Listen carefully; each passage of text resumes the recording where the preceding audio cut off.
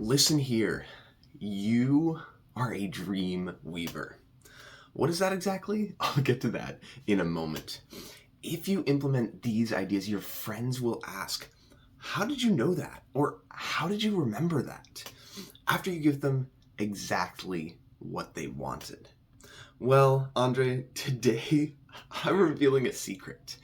It's a secret that let me give a friend of mine her exact boba order, even though I don't know anything about boba.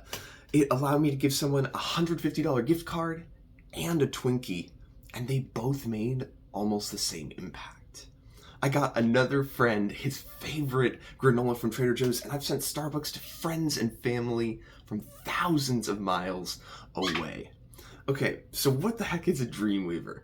I'll get to that, Andre, but first let me explain the biggest problem. Here's the problem. It's hard to pay attention and be present. Most people can't remember the name of the person they met 10 seconds ago. And this isn't a memory problem, it's a lack of presence problem. When you become genuinely interested in others, you choose to be present. And it's the greatest gift you can give anyone. So often, you're in your own head, thinking about yesterday or tomorrow. You forget about the person who's right in front of you. Now, I'm not here to point any fingers. I'm just as guilty at points. And what I'm trying to do is simple, to shine a spotlight on how easy, not simple, this is to solve. Christmas is coming. What? I know, that may seem out of nowhere, but keep reading, it'll make sense in a moment. Now, my question for you is, have you been listening? Have you been capturing? Have you been acting? Now, I know what you're saying, I'm not good at gifts. Blank over there always gets everyone the coolest gifts. And I get it, I have a sibling who crushes at the gift-giving game, and has since she was really young. So yes, there are people that are naturally good at this. But you know what's amazing? It's a skill.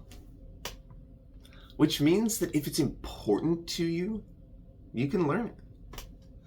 And did you know that your friends and family are always telling you exactly what they want? They're saying what they are thinking about, what their dreams are, and sometimes it's not expensive at all. So what should I do? How do I become a dreamweaver that makes people's dreams, wants, and desires a reality? Hint, this is how you crush at Christmas this year. The Listen, Capture, Action framework. So here's the process I go through. It wasn't always this formal, but it's evolved over time into something I do with most of my friends and family. You may be asking, why? Because as good of a memory as I have, I can't remember everything. And my guess is that you can't either. So this is how you become a Dreamweaver. This may look simple, but that doesn't mean it's easy. I know what you'll think after listening to this next section. That's so simple. I already know how to do that. True. That's the hardest part. That's the arbitrage. Because so many people know what they should do, but don't do it. And that gives you a huge advantage, because if you do this, which 95% of you probably won't, but the 5% that do, you have a huge advantage. So the first thing is to listen to what your friends say, and just choose 1 to maybe 3 people that you're going to practice this with, and be on the lookout for ways that you can create special moments for them. The first thing is, the next time you go to coffee or lunch or you see them, find out their love language. Now, what are the love languages? Really quickly, there's physical touch, acts of service, gifts, quality time, and words of affirmation. And also, if you've never read the 5 love languages, it's worth a read. Once you know their top 2 love languages, then you can give to them in a way that will pack the biggest punch. For example, I just met someone and gifts mean nothing to him. but quality time is important. That means that taking a walk will have a bigger impact than giving him a gift, even something that's super expensive. Okay, so you know their love language. Now what? Well, the next thing is to listen in conversation. As you are listening, you're looking for wants and needs. What are they either unable or unwilling to do for themselves yet they want to do? This can be as simple as dark chocolate. Somehow, all my friends know that I love dark chocolate, and I ended up with like 8 bars. It was like 1.6 pounds of dark chocolate for my birthday this last year. It took me almost 6 months to go through it all. Now this next part, this is really important, so keep listening. The second thing is to capture what your friends say. And this means have a Google Doc. I have one labeled Unreasonable Hospitality for Friends. And I may make a template for this to share with you. Let me know if you'd find that helpful. So why capture? Why write these things down? It's because I care deeply about people. And when I'm driving by a friend's work and I want to make his day, I looked at my Google Doc, and when I show up randomly with a Twinkie, it makes his day. And that's the super cool part about capturing. See, it isn't just information for information's sake. It's the ability to make people who you care about feel incredibly special. Why? Because so few people listen and even fewer people capture. And even less than that, act on what they've heard. So when you do, you make yourself stand out. You choose to see and care about people. And the third thing is to act on what your friends say. So what does this look like? You're an adult. I think you can figure it out. But if you're stuck, here's some ideas to steal. They're free, just like this video and my newsletter, which is linked down below. One quick reminder, know their love language. This informs the gifts that will be meaningful to them. Remember, it's not about you, but what makes them feel loved. Once you know these things, then you've got the ammunition to shoot and actually hit the target. One of my favorites is the You've Got Mail, which is I've sent Starbucks or other local coffee shops to my sister-in-law in another state. I sent drinks for Valentine's Day to both of my sisters and my mom, even though I live hundreds or thousands of miles away from them. You can use Uber Eats or any other delivery service to do this. This is where if you've paid attention and literally just asked, what's your favorite Starbucks order?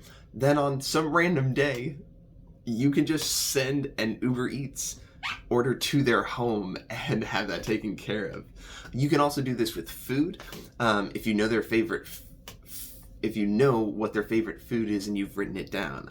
I had a friend who loves macaroni and cheese from Noodles & Co. And I sent this to his house after he had his wisdom teeth removed.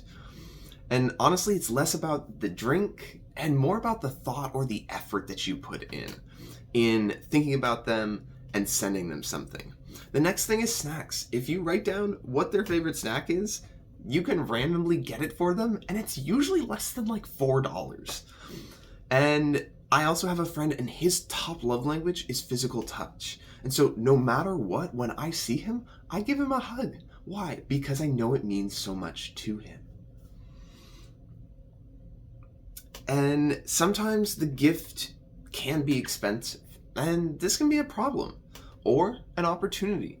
See, I had a friend who loves high-end restaurants, and he was also the leader of a group of friends where I had met some of my closest friends. And so I wanted to do something for him, and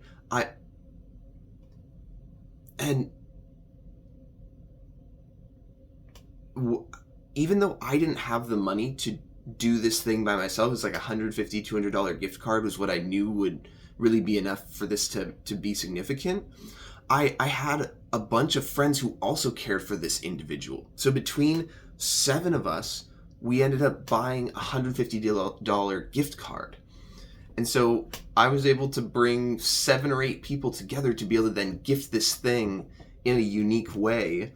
I also was able to find the coolest Spider-Man card to give it to him in because I knew that was important to him. And that thing was $10 by itself, but it meant so much because he loves Spider-Man. And that's the thing. When you know someone, you know what they like, and you can act and get them exactly the things that they like. And then the one other thing is, what do you have that you don't use? See, I had a gi because I used to do jiu-jitsu, but I didn't use it for like 6 or 8 months. And I had a friend who said something about that. And those things are like $80 to $100 a piece. And I went, what if I just give this to him?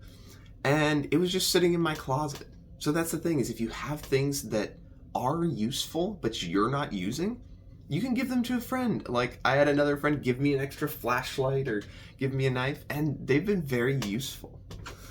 So that's the framework. Listen, capture, and action. Last thing, you are a dream weaver. So why do all this? You remind people that they matter. By listening and capturing, you're saying you are worth paying attention to.